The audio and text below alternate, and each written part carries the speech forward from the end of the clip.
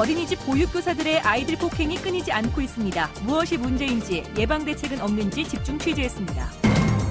삼육두유가 과거에도 갑의 횡포를 휘두르다 공정거래 위에 적발됐지만 여전히 똑같은 잘못을 계속 저지르고 있는 것으로 드러났습니다. 도내 23개 시군 11,000여 명의 선수단이 25개 종목에서 기량을 겨루는 제51회 경북도민체전이 김천에서 막이 올랐습니다. 오늘 비가 그친 뒤 주말에는 다소 더운 날씨가 이어질 전망입니다. 자세한 주말 날씨 전해드립니다. 네, 여러분 안녕하십니까? 대구 경북 소식 전해드립니다. 최근 부산의 한 어린이집에서 보육교사가 아이를 폭행해 구속됐는데요. 지난달 대구에서도 이런 일이 생겨서 교사가 형사 입건됐습니다. 이런 소식 접하면 부모님들 가슴이 철렁 내려앉으실 텐데요. 이 때문에 어린이집에 CCTV 설치를 의무화하자는 목소리가 높아지고 있습니다. 김은혜 기자가 보도합니다. 지난달 9일 대구 북구의 한 어린이집. 3살 된 남자아이가 장난감을 던지자 40대 보육교사가 아이에게 다가가 손으로 머리를 때리고 몸을 마구 흔들더니 양팔을 잡고 질질 끌고 가 구석진 곳에 있는 의자에 강제로 앉힙니다. 보육교사의 폭행 사실은 아이가 평소와 달리 불안한 모습을 보이는 것을 이상하게 여긴 보호자가 어린이집 CCTV를 확인해 발견하고 경찰에 신고하면서 드러났습니다. 최근 부산에서 일어난 비슷한 사건도 역시 CCTV로 사실을 확인한 학부모에 의해 폭행 사실이 알려졌습니다. 어린 아이들이 머무는 공간이니만큼 증거 자료는 물론 예방 차원에서라도 CCTV 설치가 필요하다는 여론이 높아지고 있습니다. 아직 어린애들이 말을 못하잖아요. 저희 딸도 지금 3살인데 말을 못하는데 표현력도 아직은 없고, 그러니까 어떤 상황이 돼 있는지, 선생님이 어떻게 하는지. 하지만 대구에서 보육실에 CCTV가 설치된 어린이집은 10곳 중 3곳에 불과합니다. 인권 침해나 비용 부담을 이유로 어린이집들이 CCTV 설치를 꺼리고 있기 때문입니다. 운영하는 저희들도 너무 힘들어요. 그러니까 뭐 극소수 그런 잘못된 부분들은 또 이렇게 뭐 아닌 거는 또 아니라고 또 인정해야 되거든요. 근데 뭐 CCTV가 있다고 해서 사건이 안 나는 건 아니거든요. CCTV 설치 의무화 등을 내용으로 하는 어린이집 감시 강화 법안이 발의됐지만 어린이집 단체의 항의 탓에 철회된 상황. 아이를 믿고 맡겨야 하는 학부모들의 불안과 불신이 사라지지 않고 있습니다. MBC 뉴스 김은혜입니다. 이런 폭행 사건뿐만이 아닙니다. 원장이 보조금을 거짓으로 타내다 적발되는 일이 자주 발생하고 있는데 이런 이유로 자격을 정지당한 원장이 버젓이 원장 행세를 하고 있다면 어떻겠습니까? 권윤수 기자가 현장 취재했습니다. 정부 보조금 부정수급과 어린이 관리 소홀 등이 적발돼 원장 자격이 3개월 동안 정지된 대구 동구의 한 어린이집입니다. 그러나 원장이 버젓이 교육 상담을 하고 있고 애들도 직접 돌보고 있습니다. 그런데 제가 간장, 된장, 뭐 이렇게 고체 같은 거는 상민은 없어요. 키워나 교육엔 참가 안 하시고 조리만 하시는 거예요? 아니, 저도 같이 봐요. 관할구청이 행정조치만 내려놓고 재점검에는 손을 놓고 있습니다. 근데 인력이 부족하니까 그 사후 관리가 안 된 측면이 있는 것 같고요. 죄송합니다. 사후 관리가 안 되고 있는 건 다른 구청도 마찬가지입니다. 자격 정지당한 이후에 또 방문한 적은 없으시다, 그렇죠? 있는 집도 있을 수 있고 없는 집도 있고 뭐 그럴 거예요. 그랬다고 또 가보라 하는 그런 건 없으니까. 짧게는 5시간, 길게는 12시간까지 이런 어린이집에 자녀를 맡겨둘 수밖에 없는 가정이 많습니다. 안심하고 보낼 수 있으면 좋겠습니다만 그렇지 못한 게 현실입니다. 대구에서만 지난 한 해 동안 자격을 일시 정지당한 어린이집 원장이 50명이 넘고 1명은 자격이 취소되기도 했습니다. 보육교사도 4명이 자격을 정지당하거나 취소됐습니다. 올 들어 넉 달 동안만 해도 15명의 어린이집 원장이 자격을 정지당했습니다. 그나마 다행인 건 영유아 보육법 개정안이 국회를 통과하면서 연말쯤부터는 아동학대 어린이집과 원장의 이력이 공개됩니다. MBC 뉴스 권윤수입니다. 어제 안동에서 발생한 산림 헬기 추락 사고, 참 안타까운 사고였습니다. 추락에서부터 구조 요청까지 1시간 동안 급박했던 상황을 이호영 기자가 보도합니다. 네, 어제 추락한 205호 산림 헬기의 항적 기록입니다. 영덕에서 출발한 헬기의 항적이 초단위로 찍히는 점으로 연결되다가 이마 위에서 멈췄습니다. 항적이 멈춘 시각은 어제 오전 9시 38분 38초. 헬기의 지표 고도는 134피트, 40m쯤이고 속도는 8노트, 시속 14km입니다. 산림항공관제소의 무선 교신 일지를 보면 9시 38분 항적 추적 PDA가 멈추고 4분 뒤인 42분에 호출했지만 교신이 안 된 것으로 나타났습니다. 오다가 이제 그 요지점에서 이제 그 PDA가 멈췄어요. 5초마다 이렇게 따뜻하게 나타나잖아요. 그럼 딱 멈춘 그 시각이 이제 요 시각이죠. 9시 38분. 네. 오전 10시 5분 뒤따라오던 618호 헬기가 항적이 멈춘 곳에 도달해 사고 지점 상공을 선회합니다. 7분 뒤인 10시 12분 기름띠를 발견합니다. 헬기는 물속으로 사라졌고 기름띠만 남은 겁니다. 우리 관제실로부터 무전 교신을 받아서 메토기가 교신이 안 된다. 어디서 안 됐느냐? 그 위치 지역을 유도해달라 해서 유도해서 현장을 가서 선회를 했습니다. 결국 항적 추적 장치가 끊어졌지만 눈으로 추락 현장을 확인하느라 제때 구조 요청을 하지 못한 것으로 보입니다. 확신이 있으면 이제 신고를 하는 거 아닙니까? 뭐 이제 우선 우리가 헬기를 운영하다 보면은 한번 끄다도 그 단말기가 뚝 끊어져가지고 안 나올 때가 많아요. 특히 산림청은 헬기가 바다로 출동할 때만 플롯이라는 부양 장비를 장착하도록 하고 있어 이번처럼 저수지나 호수 추락되는 무방비 상태란 지적도 제기되고 있습니다. 옆에 플로트 같은 거를 달게 돼 있어요. 그게 이제 사고가 났을 적에 이제 풍선이죠. 근데 그거는 이제 해상 비행을 할 적에 하는 거고요. 육지에서는 그걸 사용 안 합니다. 지난 2000년부터 지금까지 발생한 산림청 헬기 추락 사고는 이번을 포함해 11건에 달하고 12명이 목숨을 잃었습니다. MBC 뉴스 이호영입니다. 어제 헬기 추락 사고 현장에서 수중 수색을 하다 순직한 영주 소방서 고 박근배 소방장의 연결식이 내일 영주 소방서장으로 열립니다. 고 박근배 소방장은 특전사 중사로 제대한 뒤 지난 1996년 소방사로 임용돼 영주와 의성소방서 119 구조대에서 일해왔습니다. 경상북도는 내일 박근배 소방장에게 1계급 특진을 추서할 예정입니다. 본사와 총판이 나서 인터넷 판매를 조직적으로 막고 이른바 밀어내기로 대리점을 압박하는 삼육식품의 횡포를 어제 집중 보도해드렸습니다. 그런데 삼육식품은 10년 전에도 똑같은 내용으로 공정거래위원회에 시정명령을 받은 것으로 드러났습니다. 양관희 기자가 보도합니다. 대구문화방송은 어제 이 시간에 이른바 밀어내기식으로 물량을 할당하고 인터넷 업체에 물건을 공급해 다른 지역에 판매했다는 이유로 일방적으로 대리점 계약을 해지하는 등 삼육식품이 가배 횡포를 부리고 있다는 보도를 했습니다.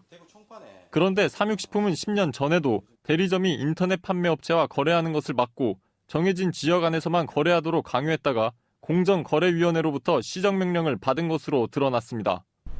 10년이 지나도록 대리점에 대한 갑으로서의 횡포가 여전했다는 것입니다. 그래서 똑같은 일을 또 하면서 지금은 더 조직적으로, 근데 지금은 광범위하게 인터넷에 떠도는 물건을 추적을 하는 거예요.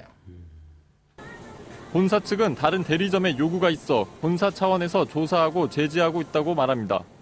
저희 그 본사 측에서는 이제 대리점이나 총판에서 이걸 수색해달라고 해서 나오다 보니까 이제 그렇게 하지 말게끔 이제, 왜냐면 다른 대리점들이 피해를 보기 때문에 저지를 시키고 있는 겁니다.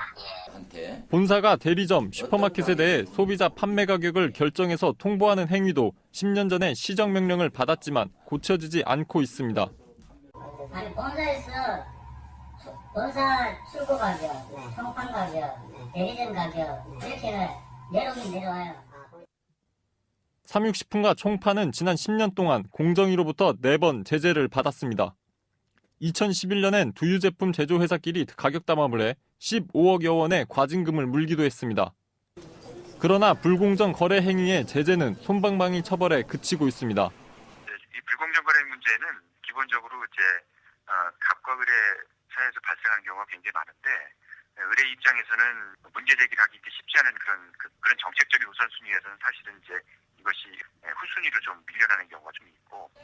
갑을 관계가 유난히 심한 우리나라의 유통구조상 불공정 거래 행위를 없애기 위해서는 공정거래법 등 관련 법과 제도를 재정비하는 것이 시급하다고 전문가들은 지적하고 있습니다. MBC 뉴스 양관입니다. 300만 도민의 화합의 장인 제51회 경북 도민체육대회가 오늘 김천에서 개막했습니다. 올해로 반세기를 넘겼는데 다양한 문화행사까지 곁들이며 역대 최대 규모로 열릴 예정입니다. 이상석 기자가 보도합니다. 김천시 21개 읍면동에서 모인 600여 명의 농악단이 김천 지역에서 대대로 내려온 빛내 농악을 신명나게 펼쳐보며 도민체전을 축하하고 선수단을 환영합니다. 1,500여 명의 학생과 동호인, 여기에 3만 명의 관중이 하나가 돼 펼친 독도 플래시몹으로 대식 행사는 절정으로 치닫습니다. 13년 만에 다시 김천에서 열리는 이번 도민체전은 역대 최대 규모로 치러집니다. 23개 시군 11,000여 명의 선수단이 참가해 모두 25개 종목에서 고장의 명예를 걸고 기량을 겨룹니다. 전국 최고의 스포츠 시설을 자랑하는 김천에서 열려 풍성한 기록도 예상됩니다. 민심을 하나로 모으고 지역 발전 또 중앙과 지방에 같이 교감하는 새로운 경북 발전의 터전을 온 에너지를 모아서 하나로 모으는 체전이 되겠습니다. 시군별 메달 경쟁도 사실상 시작됐습니다. 지난주부터 사이클과 핸드볼 등에서 사전 경기가 시작됐고 대회 첫날인 오늘도 9개 종목에서 예선 경기가 펼쳐져 열띤 경쟁을 펼쳤습니다. 대회 기간 동안 다채로운 행사도 마련돼 경북 체육의 역사를 한눈에 볼 수 있는 특별 전시관이 운영되고 김천 시티투어와 뮤지컬 공연 등 다양한 문화 행사도 이어집니다. 우리 김천의 정과 흥미를 마음껏 느끼고 좋은 추억을 담아서 돌아가시길 바랍니다.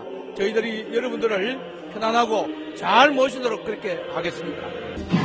오늘 막을 올린 제51회 경북 도민체육대회는 이곳 종합운동장을 비롯해 김천 시내 38개 경기장에서 나흘 동안 펼쳐집니다. MBC 뉴스 이상석입니다.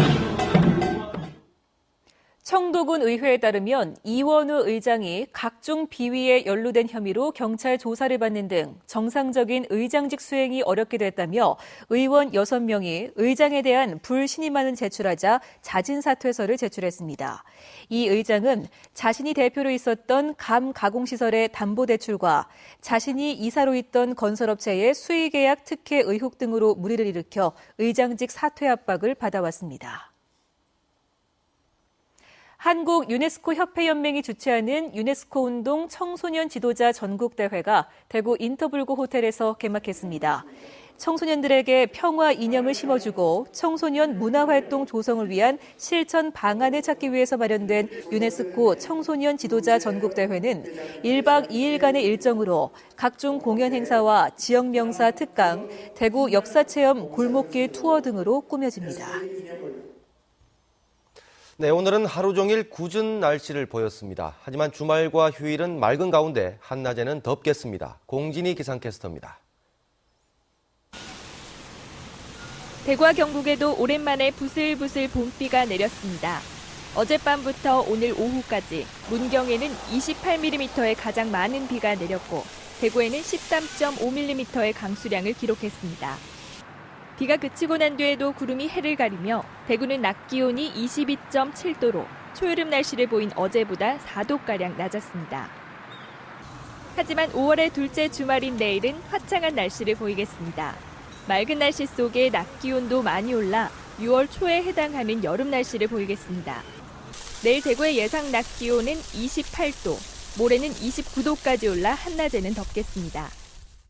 비가 그치고 흐린 날씨를 보이고 있는 오늘과 달리 주말인 내일은 햇볕이 쨍쨍하게 내려앉겠습니다. 야외 활동하기 참 좋겠는데요. 하지만 자외선 지수가 높아 자외선 차단제를 꼼꼼하게 바르는 등 햇빛에 대비하시는 게 좋겠습니다. 또 공기 중에 꽃가루 등 미세먼지 농도가 높을 것으로 보이는데요. 호흡기 질환자는 건강관리에도 유의하셔야겠습니다. 기상캐스터 공진입니다. 영남대 김태일 교수가 민주당 기초자치선거공천제도 찬반검토위원회 위원장에 선임됐습니다. 민주당 최고위원회는 찬반검토위원회에서 기초단체 공천 폐지 여부를 다룰 것이라면서 가장 객관적으로 위원회를 이끌어 결론을 도출해낼 적임자로 김태일 교수를 선임했다고 밝혔습니다.